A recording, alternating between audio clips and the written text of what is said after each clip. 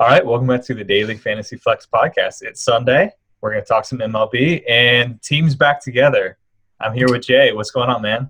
What's up, Bryan? Yeah, it's definitely good to be back in the States. I got to thank you and everybody for covering while I was out there on vacation. You guys definitely had some solid pods while I was gone, so I definitely appreciate it. Yeah, of course. Yeah. I hope you had fun. It definitely looked like fun for sure. Oh, yeah, it was good. And I got to be real, I didn't listen to any of the pods while I was gone, but too busy, snorkeling and getting into other shenanigans. But I'm sure they were very solid, top notch. Yeah, shenanigans always take priority over MLB pods. Precedence over anything. Yeah, for sure. Well, good. You ready to talk some MLB? We got Monday's main slate, which we'd have no day games tomorrow, so it's just the 7 p.m. slate. Yeah, it's nice. No, I've been fiending. You can't play out of the country, so it's definitely rough taking a week off. You might as well go on vacation to Kansas or something so you can still play. Yeah, true. Kansas over anywhere else. Okay, yeah, let's talk to slate. So we'll kind of quickly touch on Vegas lines, even though this is going to be a little misleading because we're missing a big one. So the high ones for now, we have Pittsburgh, Texas, and the White Sox all at 4.8 projected runs. Sort of on the low end, we have the Brewers at 3, Tampa Bay and Detroit are both at 3-2. But like I said, we don't have full lines, and the most notable one that we don't have is Coors Field.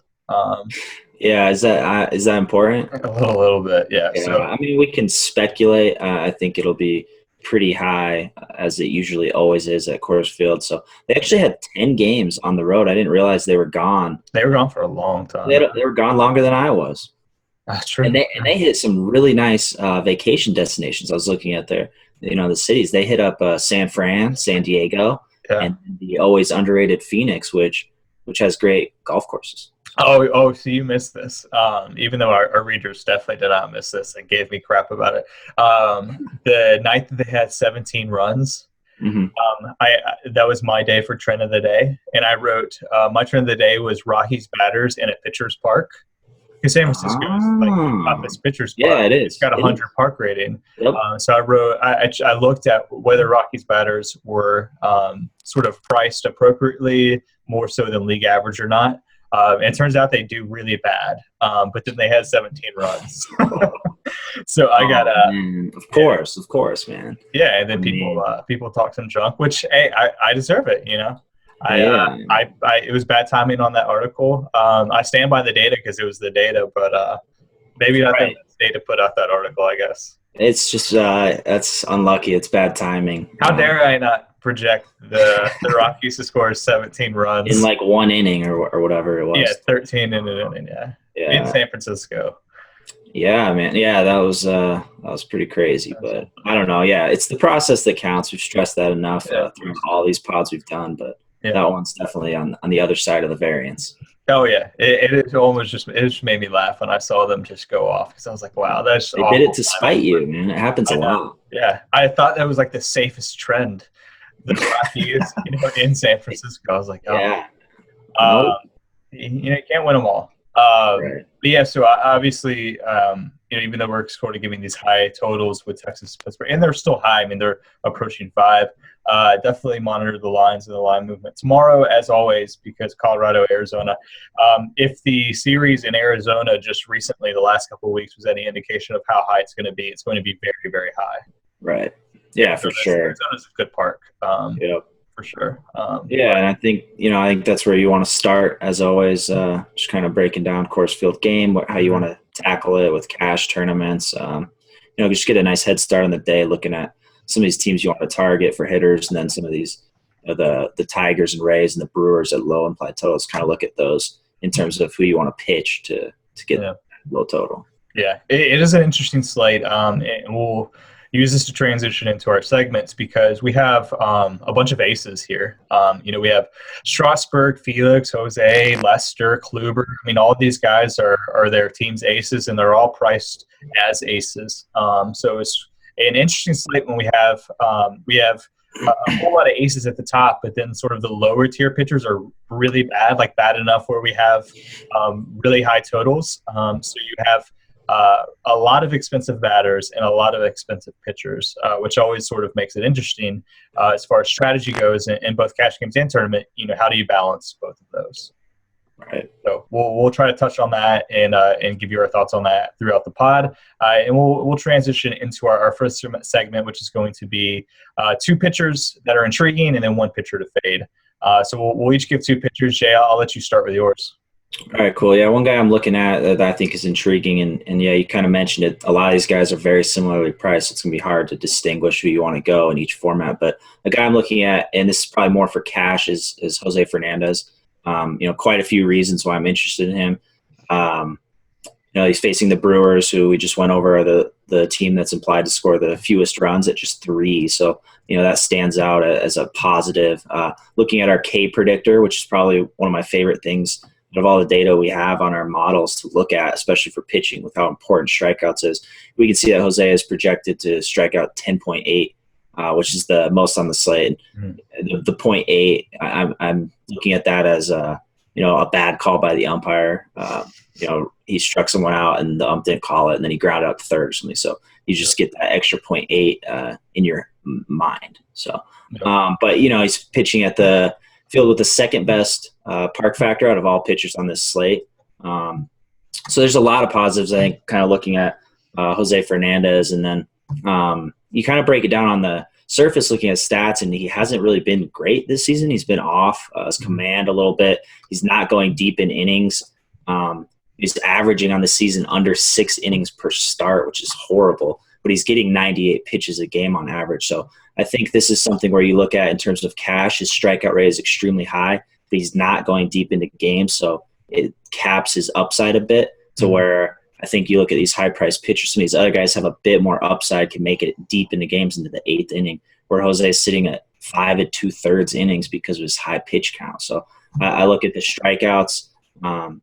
Strikeout rate is 40 strikeouts in just 28 2/3 innings this season. So I think he provides a safe floor still. So he's a guy I'm looking at in cash quite a bit. More so than in tournaments? Yeah, I think so. And it's not really an ownership thing. I don't think he'll be like the highest owned guy to why you fade him, but I'm more pitch count? Cash. Yeah, it's the pitch count with the few innings. So yeah. And people have been talking about his pitch count and how it kills upside. And while I think it does a little bit, I look at it both ways. Like, I think that there's probably pitchers in this slate that are on pitch counts. Like, it's like it's not. I mean, he's averaging 98 pitches a game. That's not like. The difference for me is that I trust him. I don't trust him. Like, if he's got it going, like if he's just cruising and he could put up just a huge game, I don't trust that Miami will keep him in. Whereas a different pitcher, whether if it was the Dodgers and Kershaw, like a team would ride him for 9 innings, or Arrieta, they would ride him for 9 innings. They let him roll if he was rolling. Whereas I think Fernandez, they would take him out regardless. Right. And he's just struggling. He's struggling a lot with his command. So the lack of innings upside. I mean, he's getting deep into pitch counts in the 3rd and 4th innings. So you're still getting those strikeouts, which I like, because strikeouts are the best for pitchers in terms of a safe floor. So that's what I'm looking at above all else. Then when you kind of factor in the lack of upside in terms of innings, that's when it kind of drops down a notch to some of these other pitchers. So an ownership thing, I think it's interesting to break it down, where I don't think he'll be as high on. So I think he still has tournament value. For me personally, I'm looking at him probably more in terms of cash than tournament, and kind of focusing on these other guys for tournaments and cash too. I'm not saying a clear-cut cash play. And I'll go on to my second pitcher real quick. I think you definitely want exposure to some Rockies bats, specifically on slate, some Rangers, a lot of high-price hitters, so you kind of need maybe a pitcher to save some money. And a guy I'm looking at is Matt Moore. For salary relief, he's just $7,200 on FanDuel. He's pretty much the definition of a tournament play, breaking all things down. He's kind of the worst. I think he is one of the worst pitchers on this slate in terms of dud percentage over the last 12 months. He still has really nice upside. I expect his ownership to be pretty low on this slate, especially with a lot of top expensive guys people gravitate towards. He's coming off a game where he finished with -2 points, which isn't so great. He's also facing Felix. I think a lot of people will kind of be on him as well. So I think Moore is a guy who has upside. He's already reached double-digit strikeouts once this season. So the upside's there that I think will be overlooked and definitely offers some salary relief. Yeah, I like the call. It's going to be interesting to find maybe a second pitcher on DraftKings because, Right. yeah, I mean, Matt Moore is probably the guy I like the most, like below 10K or below Tough, 9K. man. It's not a lot of good options, really. Not at all. I'll hit on mine too. The first guy that I think is interesting is Strasburg. So I think he's sort of interesting if you're looking at, and I've talked about this a bunch, sort of what I do before I even look in our models and look at data is I look at a slate and sort of where everyone lines up as far as salary. So like who is above who is below who, because I think that a lot of that probably dictates ownership. Like where are you in relation to another guy? So I think Strasburg is in an interesting spot. He's $300 more than Fernandez, and I think Fernandez is in a little bit better spot going against Milwaukee, like you said. He's got the park factor, playing in Miami, which is a great pitcher's park. And then he's sort of right below John Lester, who's actually going to be my second guy I talk about in just a second. So I think he's sort of in between two guys that I think a lot of people are going to like maybe slightly better because of their matchups, whereas Strasburg is facing Detroit, and they're have a little more upside than Milwaukee or San Diego, I think. So I think that maybe his ownership could be down a little bit. His advanced stats, he's been getting people have been making contact on him. He's been allowing a hard hit percentage of 32%, and his exit velocity allowed is higher than really all of these other studs. It's at 91 miles an hour allowed, which is higher than Felix, Jose, Lester, Kluber, all these elite guys. But I think that's sort of correlated to his speed. I mean, his average velocity is 95.5 miles an hour, which is faster than anyone, faster than Jose, faster than anyone in the slate. So I think that's probably a little correlated, which it's not saying that the sort of the batted ball stats of his opponents are important, but I think it may be a little misleading, and I don't necessarily punish him for that. And they look good just in general. So anyway, I think he's intriguing. He's facing Detroit, which isn't that scary, but just a slightly worse matchup than Milwaukee and San Diego and Tampa Bay for Felix. So out of all these sort of elite guys that you're going to have to pay $11K for, I think he might be a little low owned. I mean, he's cheap in Strasburg. He's got a lead upside and strikeout. So I don't need to. Yeah, I agree. Yeah. Probably maybe just a little overpriced relative to those guys on DraftKings. So interesting for that reason. Also, yeah, his K predictor is at 10, which is just right below. Yeah, it's huge. Yeah. The other guy that I said I liked is Lester, mostly because he's facing the Padres. Yeah. And you were telling me a stat. It's just a second. Do you mind reiterating that? This is the Padres. Yeah, off air. Whew. The Padres lead the league this season in strikeout percentage against left-handed pitchers. So yeah, definitely a good spot for Lester. And Lester is a left-hander. Yes. Yeah. So obviously a great spot. He's already a guy with a lot of K upside. He's averaging 9.174 strikeouts per 9 innings.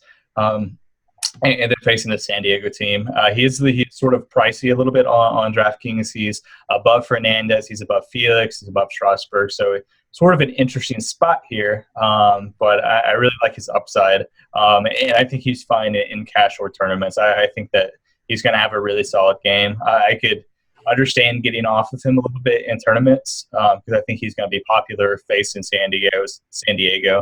Everyone sort of knows that they're that bad against lefties. But yeah, I think in cash he is one of the safer options. I like Fernandez, like you said, as well. But in cash, I think Lester holds a lot of safety. Yeah, I agree for sure. We got some good guys to choose from at very similar price points. So yeah, cool.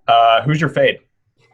Yeah, I'm not really going against the grain on this one. Recommending a fade of a pitcher at Coors Field, but Tyler Chatwood is my fade. He's been smashing lately, really. I think a lot of people kind of look at his recent success and think he might be a sneaky play. He's cheap. He's affordable. His ERA is dangerously close to Kershaw in the season. He's been good, and I am a Chatwood truther for sure, but I just can't, in good conscience, ever recommend a pitcher at Coors Field. This isn't Pedro Estacio, the GOAT of Rockies pitchers in their short franchise history. But we just can't play a guy because he has a lower road ERA than Jake Arrieta. He's pitching at Coors Field, so just fade him. Like it. The guy that I am fading is Kluber, mostly just because I think that there's a fairly big edge for people who play both sites and are willing to be price sensitive. A lot of people just sort of, I think, analyze the slate and they look, okay, what are the matchups? Which pitchers do I like? And they sort of just like decide which pitchers they like without looking at sort of the independent pricing of DraftKings to FanDuel. So then they say, okay, I like this guy. And they're like, okay, well, then I need to play him on both sites because I like him. Whereas I think the best players are sort of price sensitive. They like a guy relative to their price, really what they can afford them in their lineup and what an optimal cash lineup is going to look like. I think this is the best DFS players can sort of juggle that. I like this guy, but I don't like him that much, where they can be price sensitive in their decisions. So I always sort of think it's intriguing when a guy has just such a huge difference between his DraftKings price and his FanDuel price. A good way to measure this is our bargain rating on the site. And Kluber's got a 1% bargain rating on DraftKings. Wow, I didn't even see that. Yeah, he's 13.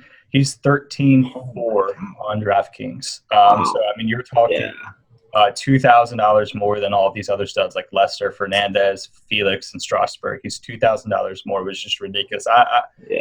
His price is crazy. That's insane, and it's hard to find cheap hitters on DK too. So we'll definitely touch on that because I had trouble in our segment where we go over value bats. I had trouble finding them, which I think is going to sort of dictate the slate. But yeah, it's going to be tough to fit Kluber, and so he's a fade. And mostly, I just picked him because he's an obvious fade for DraftKings cash. But I do think he's sort of intriguing, like in a vacuum, like on FanDuel especially, because people just like say, okay, I'm fading him altogether. Even though he's like pretty well priced on FanDuel. And I think if you could ever figure out a way to afford him on DraftKings, you're going to get him at very, very low ownership. I just don't know if you're going to be able to. But if you can, interesting for sure. Okay, let's move on to batters. You want to give your two first? Yeah, I'll start with Carlos Gonzalez. I don't want to really overthink this one too much. I think looking at the slate now, I think he's a relatively easy cash play for me on both sites. We know he crushes right-handed pitchers with a 446 WOBA, 331 ISO over the last 12 months. He's playing at home. He's likely fully expected to face Archie Bradley.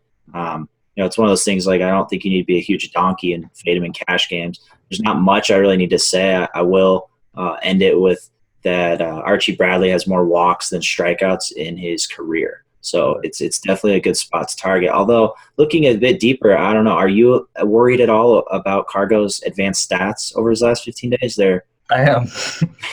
I am a little bit. They're pretty bad. I don't want to put too much weight because the spot is so good and they did just come off 10 road games in a row. Yeah. So it's one of those things. I think he's not that unreasonably priced to where I'm not putting too much stock in his last 15 days or 10 games were on the road. He's facing Archie Bradley, hitting in a good spot in the order, of course, playing at home, projected to score a lot of runs. So it's one of those things. Like I said, I don't want to overthink too much. So I'm still really high on him on the slate. Going on to my other guy, Rougned Odor is the other hitter I'm looking at. Facing Miguel Gonzalez, they're projected to score 4.8 runs. Odor's been hitting leadoff. He's had a lot of success hitting leadoff. He actually has a plus-minus of plus 2.6 as the leadoff hitter. So I definitely like getting exposure to that team in general and specifically at the leadoff spot.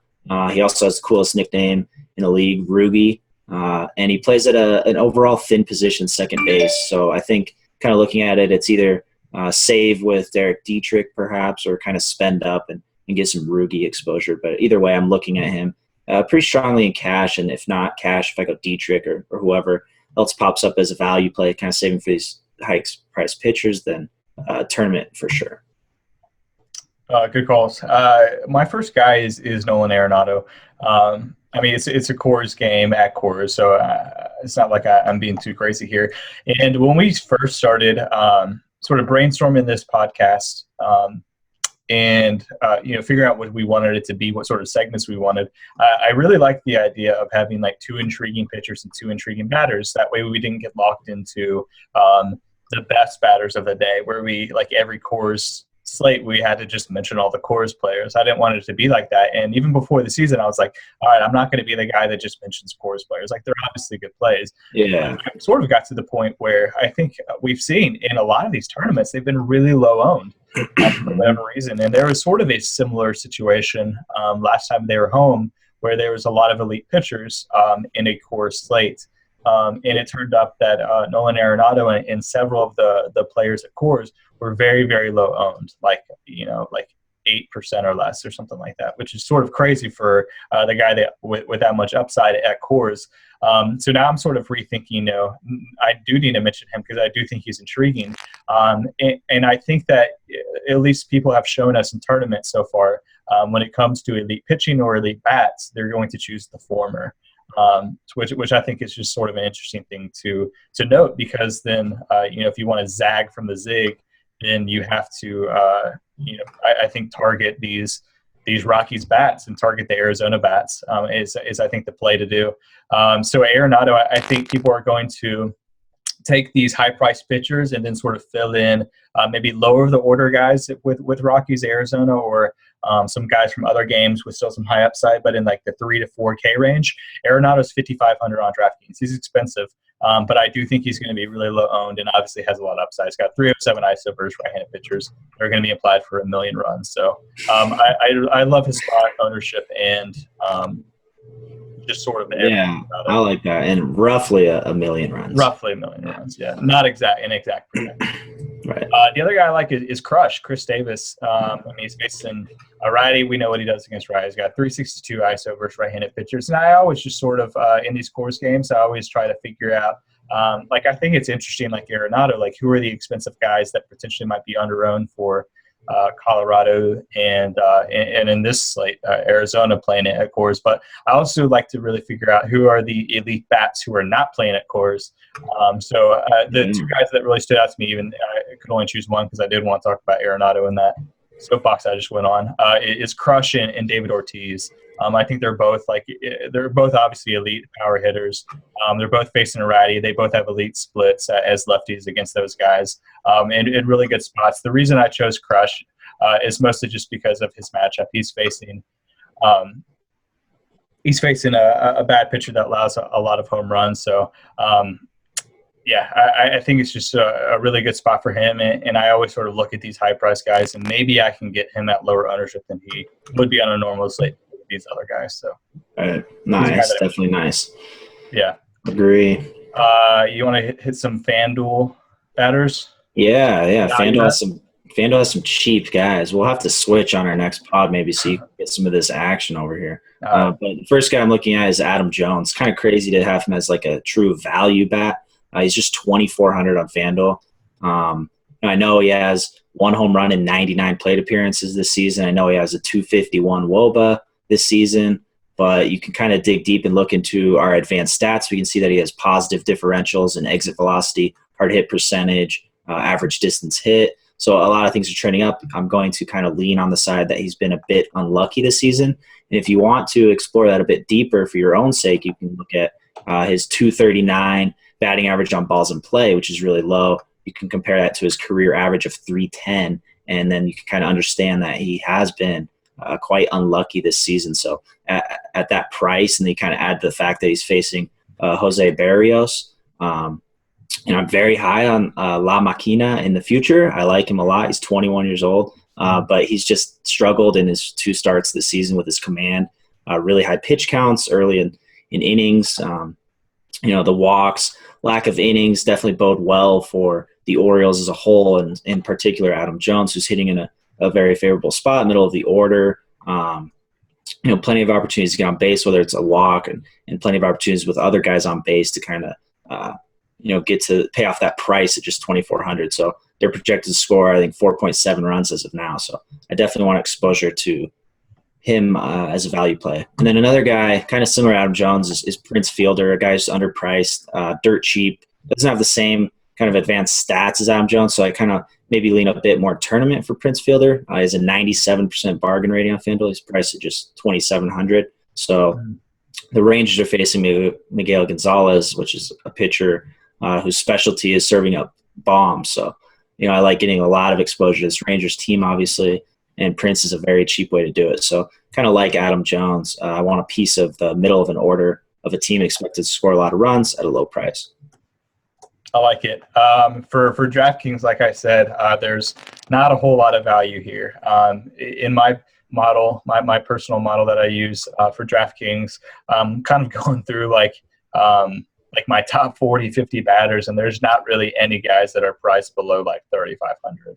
And that's just sort of how the slate breaks, which is, I think, going to make it interesting from a game theory strategy perspective. How do you fit all the sort of guys you want to? You're going to have to miss guys. You're going to have to either I don't know, you're going to have to stack a low implied team, or you're going to have to take a pitcher that you don't want. There's not going to be a super optimal lineup for DraftKings tomorrow. I think that's just how it is. But I sort of searched through it and found some guys that I think are about as interesting as it gets for about as cheap as I'm willing to go. And it's two Miami guys. They are implied for 4.6 runs. And I would say, make sure that, you check the batting order. My first guy is JT Realmuto. I think he's going to bat first. Ichiro got the start today, right? Yeah, Ichiro led off today. But Realmuto has been hitting first when he's been playing, moved up there. And we're sort of thinking that he might get the start tomorrow, that Ichiro wouldn't go twice in a row. So yeah, Stan was out today too, so that's Gotcha. So Realmuto is 3.3 on DK. Like none of these guys that are that cheap have like amazing splits. He's got 315 WOBA, which is decent. But really, it's just the fact his hard hit percentage is 31%. Really, it's just the fact that he is hitting first for a team implied to score 4.6 runs. You're just not going to get a guy less than 3K that's in a good spot. So he's sort of as cheap as I go, that I'm still sort of comfortable using in cash if he ends up starting in that leadoff spot. The other guy that I'm looking at is Derek Dietrich. If he gets that fifth spot for Miami, which we think he will, he actually does have good splits. He's been crushing since D. Gordon went out. He has a 241 ISO against right-handed pitchers. He's facing Wiley Peralta. Not a good pitcher. He's got a 518 slugging. Been crushing the ball since he's been in. He's definitely been priced up. He started sort of min salary when D. Gordon went out, and he has been playing well. And subsequently, he has had his price increase, but 3.4, that's still it's just sort of relative to the slate. It's actually a really good value. So Realmuto and Dietrich are sort of two guys that I'm really looking at, which I think, if that is the case, they're going to have a high team value rating, and sort of makes them an intriguing stack, I think, as well. Because a stack that has a high upside but still allows you to get a good pitcher or two in. So yeah, definitely interesting, and those guys are interesting in their lineup for sure. Okay, let's keep on moving. Speaking of stacks, let's give a couple stacks of the day. You want to give yours? Yeah, looking over, I think there are a lot of kind of clear-cut, almost obvious stacks. I think a lot of people will just gravitate towards right off the bat. So a stack I'm looking at is the Nationals. It's kind of targeting Anibal Sanchez. He gave up 29 home runs last year, which is a lot. He's given up 5 already this year as well. So that's one of the main things I look for in a stack is bombs. I want all the bombs. Yep. I think the Nationals will be relatively low owned on this slate. They're implied at just 4.4 runs, which isn't great on this slate. We got some teams that are implied at a few more, and 0.2 and 0.4 I think goes a long way with the general public. Guys just kind of looking on the surface which teams are, maybe a top 4 teams is who they're stacking, and the Nationals just don't make the cut. So I think the ownership overall of that stack will be relatively low, facing a home run prone pitcher. So you have teams like the Rangers and Rockies, I think, will be a lot higher owned. So I'm looking at combos of like 1 through 4 hitters, 2 through 5, 3 through 6 a bit, just kind of getting exposure to this team. And then I guess the other team that's kind of obvious, but maybe not so obvious, is the Diamondbacks as a stack. I think most people will definitely lean on the Rockies in this game. I kind of like taking the road game or the team that's implied to score less runs at Coors Field in that game, because both teams can obviously score a lot, and the ownership always goes to the team implied to score more runs at Coors Field. So I'm looking at the Diamondbacks as a stack as well that I think you might be getting some value with. Like it. My team that I am looking at is the Orioles. We've mentioned them with the Crush Davis pick, and you like Adam Jones as a value bet. Really, like you said, you want to target home run potential in tournaments, especially with the stack. And no better to target than Jose Barrios. Like you said, he's given up a ton of home runs in his early starts, and he has given up 1.97 home runs per nine, which is pretty significantly the highest. Archie Bradley is second, has a lot as well. But so yeah, I look at guys who potentially could go off for a lot of home runs, or a stack that could go off for a lot of home runs, because that's sort of what you have to compete against in an Arizona, Colorado slate, or just a Coors Field slate. You would think that they're going to have a lot of bombs, and that's sort of what you have to deal with. So you're looking for a team that could also have that sort of upside potential. So I definitely target guys who allow a lot of home runs, and I think Baltimore with Crush and Manny Machado hit a home run today. They obviously have some guys who are have a lot of power potential. So I think they're sort of an intriguing, maybe a little contrarian play away from the Coors Field teams for sure, but still with a lot of upside. Yeah, definitely. And Machado, my dark horse for MVP on the first pot of the season. Machado. Yeah. Pretty good. Yeah. Looking good so far, yeah. Even though it's going to be hard to beat Bryce. Did you see his line today? Well, yeah. I did. I actually get into that in a sec, so no spoiler. Oh, okay, sorry. Stat of the day. All right. All right, yeah. What you talking about? No, it's the bold call. It's the bold call. Okay. Yeah, stat of the day. I got Kike Hernandez, 495 WOBA against left-handed pitching in the last 12 months, which I think is pretty. Yeah, I don't think that's bad. So I don't really like targeting Mats. Overall, we have a lot of garbage pitchers on the slate. You don't really need to target someone who's pretty talented, obviously. So. But Kike is expected to hit leadoff. He's min price on FanDuel, just $2K. So I definitely don't mind kind of loading up on him to save salary with that cheap price at tournaments and his positive split. So he's a guy that will probably be on quite a few of my tournament teams. Yeah, I like that call. Yeah, he's a good batter, and he's always sort of underpriced. It's because he only hits leadoff really against lefties, so it's one every 4 games. Yeah, so. He's just not in enough for them to bump it up. Yeah. Cool. Good stat. My stat is David Ortiz has a hard hit rate of 52% in the last 15 games, or last 15 days. 52% is just, so that means more than every other ball he's crushing. He had home runs tonight. I think he moved into first place in Boston. So he's crushing, man. He's a good hitter. Yeah, and if this is his farewell season, then he's going out on a high note. Yeah, the opposite of he's the anti-Kobe. Anti-Kobe, yeah. Actually doing some things. So yeah, he obviously crushes right-handed pitchers, and has a right-handed pitcher tomorrow that has a hard hit rate of 52%. He could go long for sure. All right, let's end it with a bold call.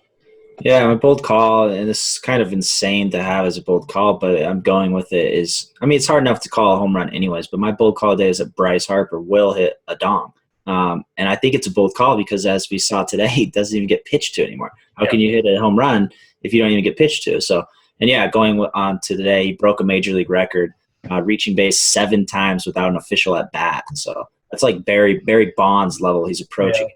Just getting pitched around. He hasn't hit a home run, or he's hit 1 home run, I think, in his last 13 games. So I think this qualifies as a bold call. Kind of going along with my stack against Sanchez, I'm calling a Harper home run. What do you think about the strategy of the Cubs today? Of the Cubs? Yeah. Yeah, great. Yeah. I like it. I mean, obviously, he's not like there's a lot of power around him to be scared. Yeah, I like it a lot. Yeah, I do too. Yeah, I saw some people criticize him, but I liked it. Yeah. You just don't want to give up bombs to Bryce. Yeah. Yep. Cool. My bold call of the day is Nolan Arenado. He's hitting home run, and he's going to be single-digit ownership. Okay, I like that. Yeah, he's still priced up for sure. So yeah, he surprises us every time with his ownership. So he's so I'm just going to make it a bold call. Yeah, might as well at this point. I like it. All right. Cool. All right. Well, Jay, good to have you back on the pods, man. Yeah, it's good to be back. Ran a little bit over, but we definitely had some stuff to talk about, and we had to catch up. Definitely, I'm gonna go see what's popping with Jon Snow right now. Definitely catch up. Me as well. Yeah, for sure. Okay. Well, thanks for joining me. We'll be back tomorrow. Yeah. We'll be back tomorrow in sort of normal schedule this week. And good luck in your tournaments and your cash games. We'll talk to you guys tomorrow. Yep. Good luck, guys.